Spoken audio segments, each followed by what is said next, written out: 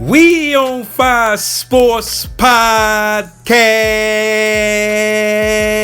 the spot, season number 4, episode number 59. And yeah, we at the weekend, man. It's definitely been a long week as we mosey along through the month of June, heading into the weekend. And first and foremost, man, I want to wish Happy Father's Day all to the fathers out there. You know, the fathers that, have made a better way for their children. The father that's still trying to make a better way for their children. The young fathers out here, just trying to get, a proper direction for themselves and for their children. For the fathers who ain't here, represent them, say as well. Man, happy Father's Day weekend to each and all. Definitely Father's Day to my dad as well, and also to, all my friends and loved ones, man. You guys know who you are. Happy Father's Day as well. And man, as I mentioned, man, we moseying on in the month of June, man. There's been a lot of things going on across the sporting landscape. And if it's your first time listening, we on Fire Sports Podcast, the spot. We provide high-five takes and analysis across the sporting landscape. And if you're OG of the show, once again, I appreciate the check-in. I appreciate all the love and the feedback as well. But, man, we got the NBA Finals, man, on slate. As, man, game number 4, pivotal game number 4 will be in a few moments. I know you guys are definitely sitting back waiting for that. I know I am, man. As, Terrell Owens would say, get your popcorn ready. It's going to be an epic game number 4. Right now, the Indiana Pacers are up 2-1. Big time win for them, man, in game number 3 in Indianapolis. The series swung from OKC to Indianapolis, man, and the Pacers was able to take charge, man, in game number 3. And to my OGs, man, I predicted last episode, man, that the Pacers would take game number 3. I just thought that, them, going home for the first time in the series, and I thought the crowd would be epic. I thought that, the role players and the others would play better at home. And boy, was I right. Now, I got OKC winning this series in 6 games. But if you ask me right now, am I worried? Yes, I am. The Indiana Pacers are 2 games away from winning an NBA championship. Great head coach and Rick Carlisle. Rick Carlisle, won an NBA championship, man, down in Dallas with the Dallas Mavericks. Also, when they transitioned to Luka Doncic. And it was really interesting to me. I never forget when I seen Rick Carlisle leave Dallas and take the head coaching job for the Indiana Pacers. I said something's amiss. And less than a couple years later, he got his team in the NBA Finals and 2 games away from winning an NBA championship. So we're going to get into the NBA Finals. Oklahoma City, man, it's a must-win game for them tonight. Shai Gilgeous-Alexander, Jalen Williams, Mark Daigneault, the head coach, Lou Dort, the whole crew. Yeah, this is a must-win game, man, because if you go down 3 games to 1 in the NBA Finals, it's a 99% chance that the door could be shut. We've seen one team come back in epic fashion, man, the Cleveland Cavaliers versus the Golden State Warriors. And LeBron James, man, just the epic block and yelling out, Cleveland! Yeah, so there's only been one team to come back from 3-1 in the NBA Finals. So all the press is on the Oklahoma City Thunder tonight. I'm definitely going to get into these NBA Finals, man. As I mentioned, man, it's must-see TV. Those who say, the ratings down in the NBA, of course the ratings down in the NBA. Of course it is. And there's no knock. And I'm not saying this in a knock, because this is something that, I seen, on the forefront many moons ago, is that one of the reasons that the ratings is down is that you have good, and I mean really good, I mean Hall of Fame good American NBA players that, Jason Tatum last year, representing St. Louis, won an NBA championship. Jaylen Brown, NBA Finals MVP from Marietta, Georgia. So, I'm not out here tweaking, but a European player or a non-American player has won the NBA MVP the last 7 seasons. And so for the casual NBA fan, unless that gentleman is like polarizing, yeah, you're going to take a little hit on the ratings a little bit. And so it's par for the course. I seen Adam Silver out there, man, doing the presser, for the NBA Finals, and just a lot of interesting things. And one of the things that's interesting in the finals as well, something that a lot of people have kind of weighed in on, some of the hardcore basketball fans out there, man, is that the NBA is taking the NBA Finals logo off of the court. Now, they're doing this whole transpose type of thing, but I will say this. I miss the finals tag on the court, man. I mean, it's just epic. It's classic. We've seen it virtually in every NBA Finals. They've tweaked it over the years. I remember, just the, the old school feel of it, back in the day, back in the 80s and, going into the 90s and early 2000s. They came with the, with the big ass trophy in the middle of the half court. I was feeling that too. But I ain't asking for all that. But I am asking for, man, at least bring back some of the signage to the NBA Finals, man. I mean, if you're talking about ratings and you want to bring in a casual fan, come on, man. You got to deck it up a little bit. I mean, the NBA has came out, with the play-in tournament with all these, electrifying courts and all this, wild type of courts. I'm not saying go that far. But what I'm saying is you got to spice it up a little bit, man. So come on, Adam Silver, man. What we doing, fam? So, yeah, I'm going to definitely get into the NBA Finals, man, coming up, man. Going to break down, what we saw, obviously, in game number 3 leading into game number 4 tonight. Also, I'm going to get into some predictions as well in game number 4. As I mentioned, it's a must-win game for the Oklahoma City Thunder. Definitely, they don't want to be in a situation where they go down 3-1 in the NBA Finals. They're definitely trying to dodge that whole situation. So, we'll see what that thing do. Also, there's been a lot of little news across the NBA landscape as well, man, as things are heating up with Kevin Durant and the Phoenix Suns. As I mentioned in the last episode, his agent Rich Kleiman and the Phoenix Suns, they've had conversations, and it seems like those conversations have kind of heated up a little bit. Is basically, Kevin Durant will be traded from the Phoenix Suns. I don't see in no scenario that he is not. So for me, it's really about, just, where he's going to go. And, I got in a little bit of that last episode, man, just saying just the best destinations for him. Obviously Houston is a good situation, good head coach, good young crop of talent down there. They got the assets to be able to, ship out a little bit and not just break down the entire roster. So I think that they, will be a good fit for Kevin Durant. I've been hearing more so over the last 24 hours, this whole situation with the Minnesota Timberwolves. And, that could be a real situation. I mean, him and that man, we're going to have to see. That's a situation to where I think Minnesota, they've gotten to the Western Conference Finals the last 2 seasons. So they've gotten a doorstep away from the NBA Finals, but they haven't been able to get over that hump. And Kevin Durant, at age 36, still out there, easy money sniper, 27 a pop. Does he still have the ability to come on a team that, in essence, is a playoff team and a big time, championship contender? And can he get them over the hump and get them to the NBA Finals and win an NBA championship? So, I thought that Minnesota situation was interesting. Once I heard it come down the pipeline, you got the situation with the San Antonio Spurs. With Wemby, man, just stick man out here. Looks like he'll be back from the whole blood clot situation that cut the season short this year. And, they got a new head coach down there, obviously, and Popovich leaving. So, it's a good couple destinations, man, for me that, Kevin Durant will be, in his best interest. I just think that Phoenix, they just got in a whole situation to where they tried to build a, big three with a thirsty owner out here.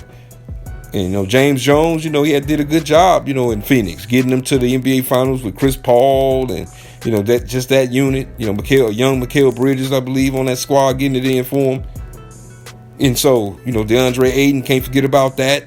And I knew, speaking of DeAndre Ayton, is that when they traded DeAndre Ayton, I knew that team, had just let that opportunity as far as a championship contending window go ahead and slip up out of there. And I knew they was going to be kind of in a tailspin. And, right now they're in a situation where they got to trade pretty much their best player on their team. No shade to Devin Booker. But, Phoenix is in a whole precarious situation. So, we'll see, man, what that thing do with KD. That thing could be a situation where it may be within the next week or so, KD may have a new home out here, man. So we're going to see what that thing does as we get a little closer to, a finale on that. Then we talking a little NFL as well, man. A little National Football League, man. Put a little sauce on the NFL.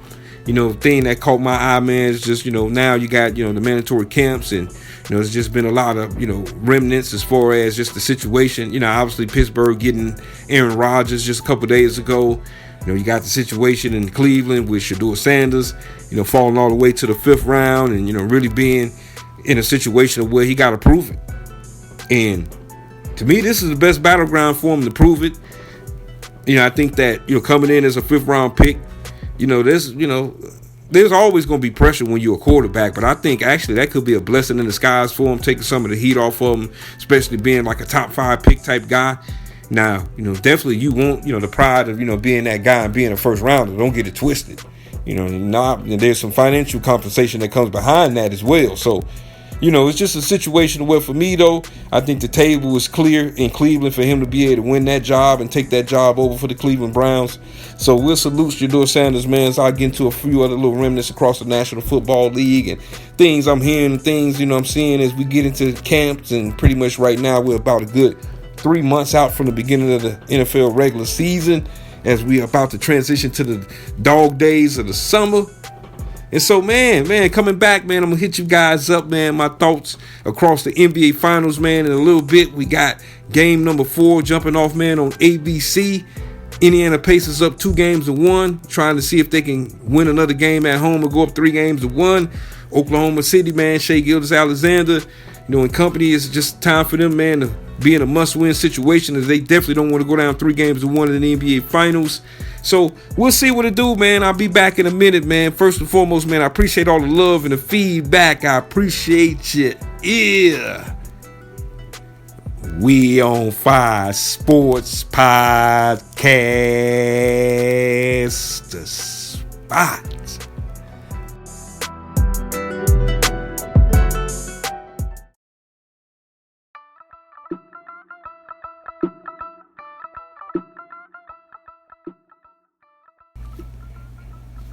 Welcome back. In game number 4 in a few minutes, man, between the Oklahoma City Thunder and the Indiana Pacers, as the Pacers is up 2-1 in this series. Pacers, epic win in game number 3 as the series shifted from Oklahoma City to Indiana. And I thought, and a lot of people believed, there was a lot of talking heads out there just saying that all the pressure was on Indiana in game number 3, and I thought they was crazy as hell. Especially with a team like Oklahoma City, they had already lost home court advantage, losing game number 1 in the series.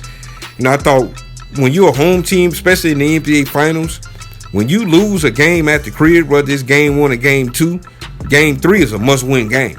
Because one, you transition into a road situation, the crowd going to be hyped because it's the first time that the Indiana Pacers has hosted an NBA Finals in 25 years. And you saw that with, Reggie Miller at front row. We saw, the great Oscar Robertson in the audience, fellow, native of Indianapolis, great high school player, great college player, obviously great NBA player, man, one of the greatest, point guards to ever play the sport. And so it was on one in Indiana. And I knew that Oklahoma City, this was another test for them. When you go up the ladder to try to win an NBA championship, especially when you're a young ball club, man, it's test every step of the way. And I thought that for Indiana, I thought them playing at home, I thought the others, the role players was going to play, better, just being, at the crib. And they was playing with house money. All they got to do is just handle business, and they got the advantage and keep home court advantage in the series just by winning the game. And this thing was interesting for me because there's been a lot of talk, just about, Shai Gilgeous-Alexander, he didn't have, one of them 35-piece point games, had a 24-piece, had 6, turnovers. But I thought overall, I didn't have big expectations for him in game number 3. And the reason I say that is that I didn't think he was going to play like trash. Don't get it twisted. But I just didn't see him putting up a 35-40 piece. I mean, he had already, as a debut in his first 2 games in the NBA Finals, scored the most points of any player in his debut first 2 games in the NBA Finals. So I knew that, just a law of averages.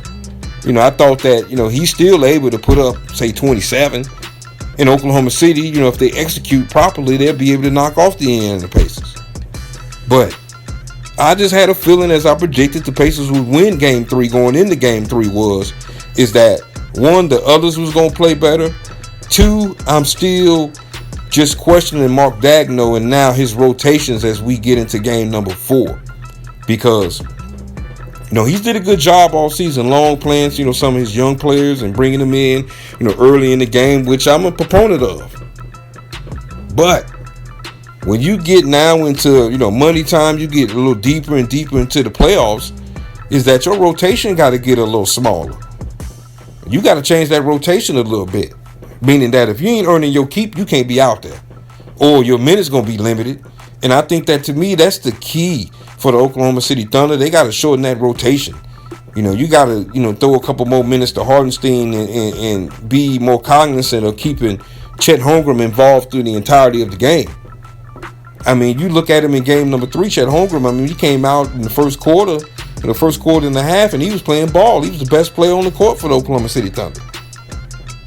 And then after that, he basically kind of got on the milk carton a little bit. Just from an offensive, aggressive standpoint. And, I just thought that the Oklahoma City Thunder, they're not really realizing that a team like the Indiana Pacers, you got to beat them with bigs. You got to beat them with bigs. I mean, you got to have serviceable bigs offensively who can play defense and have the ability to play inside, outside. And to me, Hartenstein and Chet Holmgren is that. Especially with Holmgren. And you saw it in game number 3 when Holmgren put the ball on the deck and was going downhill with the ball. Guys like Miles Turner couldn't guard him. It was 2 or a foul every time. And I'm not saying Miles Turner is a bad defender. It's just a matchup that is, favorable for the Oklahoma City Thunder when he get on that. And I thought they got away from that. I mean, you look at, what he ended up with, a hot dub. I'm like, man, how he was rolling in the first quarter and a half of the game. He could have, he was on his way to a 30-piece. And I just think that this is a style war. And you just think about just the experience from Rick Carlisle to Mark Daigneault. Just first and foremost, the age difference. And the fact that Rick Carlisle has played in the NBA. He's, this ain't, obviously it's not his first rodeo. We all know, the job he did in Dallas winning an NBA championship. But Daigneault got to shorten his rotation down a little bit. And I just think that he has to be understanding and aware that Indiana is one of the only teams I've seen in a long time that can literally lead the playoffs in scoring and not really having a guy averaging at least a dub. And so you can't figure out, who's the hot guy for their team. And you saw that in game number 3. It was a microcosm. I mean, think about how many unsung heroes this team has had. Whether it be Nembhard in the New York Knicks series. Well, what you're seeing right now in the man of the hour that I got to put some respect on his name.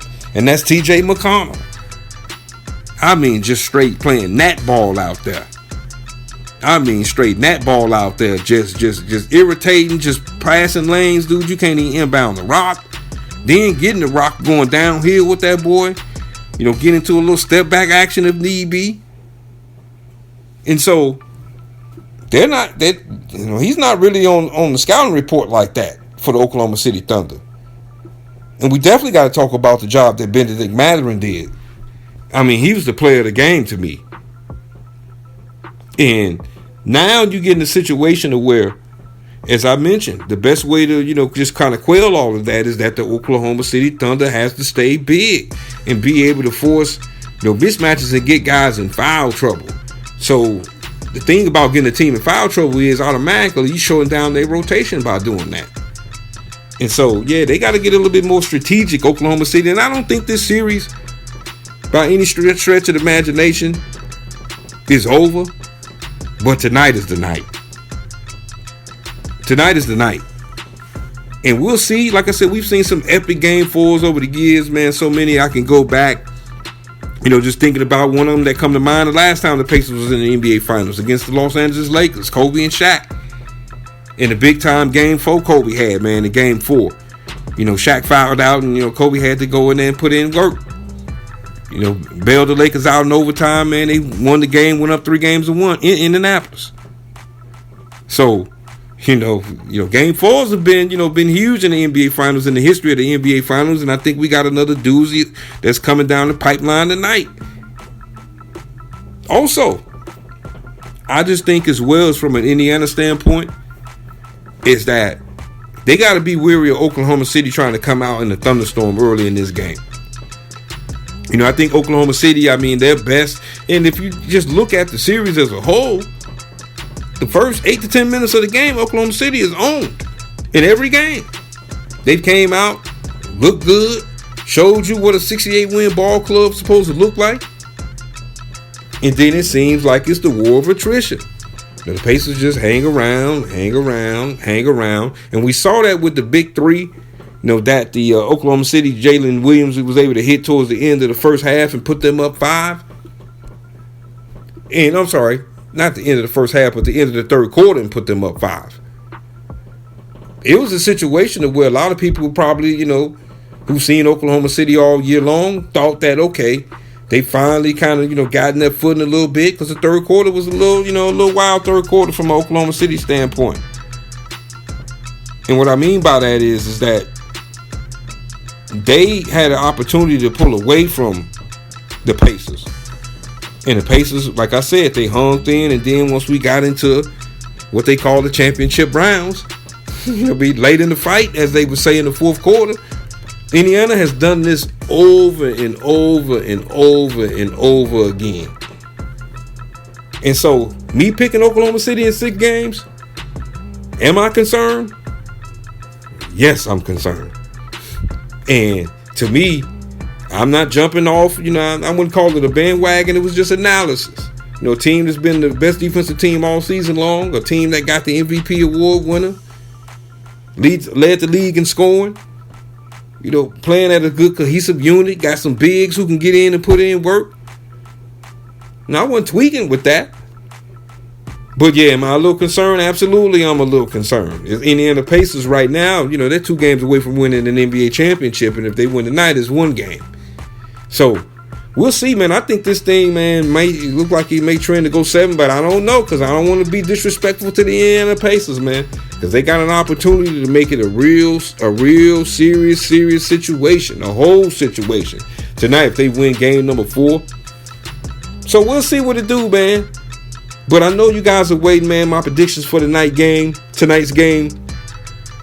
And I just feel that Oklahoma City, man, they'll win tonight. I think they're going to play with some desperation. You know, I think that Mark Daigneault, I think he is going to shorten his rotation down a little bit or make some, you know, tweaks to his rotation a little bit. So I think we're going to see that jump off. You know, I think Shai Gilgeous-Alexander is probably going to be a little bit more efficient, less turnovers tonight. You know, I think that, you know, Chet Holmgren and, you know, and Hardenstein and Williams, I think they're going to play basically, you know, just kind of at the level of what they've been playing so far. Maybe, you know, one of those 2 guys may step it up just a little bit extra tonight. But I think the Oklahoma City Thunder, man, they know what it is, man. They definitely don't want to go down 3 games to 1. You know, they've been leading this series, basically 95% of the series they've been leading. So they know that they can get ahead of this team a little bit. And so I think that they're going to see their season flash upon their faces, man. So I think they're going to come out to play tonight. I got the Oklahoma City Thunder winning this game, man, getting the series tied back 2 games to 2 as we transition to Oklahoma City. And so we'll see what it do, man. But yeah, I got Oklahoma City winning tonight, man, in the epic NBA Finals, man. As I mentioned a little bit earlier, man, a lot of people say that the ratings is down and so forth, but I think it's been some good ball that's been played.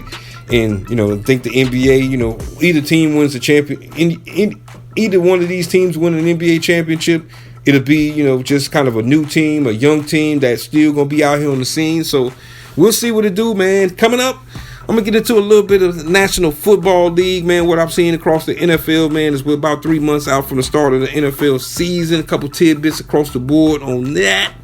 And first and foremost, I appreciate all the love and the feedback. I appreciate you. Yeah. We on Fire Sports Podcast.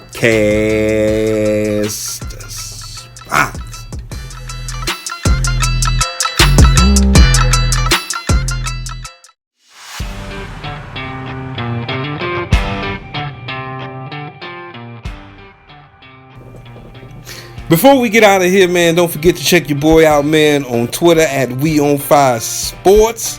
Also, too, on YouTube, We On Fire Sports Podcast. Also, too, on Facebook, We On Fire Sports Podcast as well. Also, too, you can check the podcast out as well, where all podcasts can be listened to, especially Podbean. And man, we're about 3 months out from the National Football League season. You know, those diehard football fans such as myself, man, it's just, you know, part of, you know, when you get the mandatory camps jumping off, you get a chance really for the guys to finally come together for the first time, just, you know, getting annuated with the playbook and with the coaches and just the fan base itself, just breathing some fresh airs that may be hope going into the NFL season. And to me, one story that's kind of just jumped out at me, man, is one I've been watching, you know, just kind of with a keen eye. And it was just big time controversy, man, as we got out of April with the NFL draft and seeing Shedeur Sanders fall all the way to the 5th round of the NFL draft. And there was a lot of people that felt that, you know, hey, he was at minimum a 1st round pick. Some people thought he was a top 5 pick and the 2nd best quarterback overall in the NFL draft. You know, I was one to believe that, you know, therefore if he wasn't the 2nd, he was no doubt the 3rd best quarterback at minimum in the draft. And, you know, I was one, you know, to say that, you know, was definitely surprised like everybody else that he fell to the 5th round. Now, you know, there's a lot of people for a lot of various reasons, you know, try to put the blame, you know, on the National Football League and, you know, just a shot at Deion because, you know, your black dad and black father and all of that. And, you know, to me, I just thought that it was a situation of where, you know, Sanders, I think that Deion, you know, we all love Deion. You know, Deion, that guy. But, you know, I thought that, you know, it was a disservice that Shedeur didn't have an agent going into this process. I mean, you're going to be behind the curve when you don't have an agent, especially being a quarterback going into the NFL draft. And there's no slight at Deion, man. He's a Hall of Fame player. I mean, he's connected to, you know, people across the National Football League. But when it's coming time to draft, especially an NFL quarterback, yeah, you got to have an agent, buddy. And so I thought that they paid due to that. And I didn't think that, you know, was going to be all the way down to the 5th round. But he has a chance to redeem himself, you know, as far as just what it all boiled down to at the end of the day is just his play on the field. And do I believe that, you know, he's better than Dillon Gabriel, who another rookie that, you know, they were able to draft in the NFL draft as well out of Oregon? Yes, I believe that. You know, they also brought, you know, old man Flacco back into the fold. Shout out to Joe Flacco again. And do I think that, you know, you might, you know, be better served with Sanders versus, you know, Flacco? We'll see. You know, I think that Joe, you know, at this point in his career, he's a guy that can give you a 4 or 5 game stretch and, you know, handle business. But, you know, him being your permanent starter, you know, definitely you would feel that one of those young quarterbacks would take the reins at some point, probably in the first couple games of the season, and be able to play some decent football for the Cleveland Browns. You know, they had a situation where they had Myles Turner actually get out of there. I'm sorry, not Myles Turner. You know, I'm thinking about the NBA Finals, man. You know, Myles Garrett. You know, he wanted to get out of there. So, you know, they were able to bring him back, made him the highest paid defensive player in NFL history. And so we'll see. We'll see. You know, I think that this is a thing that, like I said, I will be keeping my eye on. I will be watching, you know, some of the coverage, man, from a Cleveland standpoint as far as just a in look at the training camp situation. So we'll see what that thing unfolds and what it looked like. We also had, you know, Aaron Rodgers go over to the Pittsburgh Steelers. You know, a lot of people thought, you know, it took 800 years for that marriage to happen, but it finally did. And, you know, I just think that, you know, it's a tough division in the AFC North. You know, you got the Pittsburgh Steelers, obviously. You got the Baltimore Ravens. You know, you got the Cleveland Browns, as I just mentioned, you know, in that division, as well as the Cincinnati Bengals. And so I just get, you know, just excited, you know, thinking about one, not just the teams. I'm thinking about the divisions, because you look at the NFC North. You know, it's a stout division. Now, the Detroit Lions, they fell up short this season. You know, they lost, you know, coach Ben Johnson, you know, dipped out, came up to Chicago with my Chicago Bears. Also took Antoine Randall El with him, you know, as an assistant head coach. And, you know, they also lost their defensive coordinator as well up in Detroit. So Dan Campbell, you know, it's just a new era as far as their coaching, you know, just their coaching room and just guys around, you know, around the ball club, coach trying to coach them up. But I think they ain't gonna fall off a cliff, I believe. I don't think that, you know, they'll be, you know, what they were last season as far as what we saw from them in the regular season. But I think they'll still be a playoff team.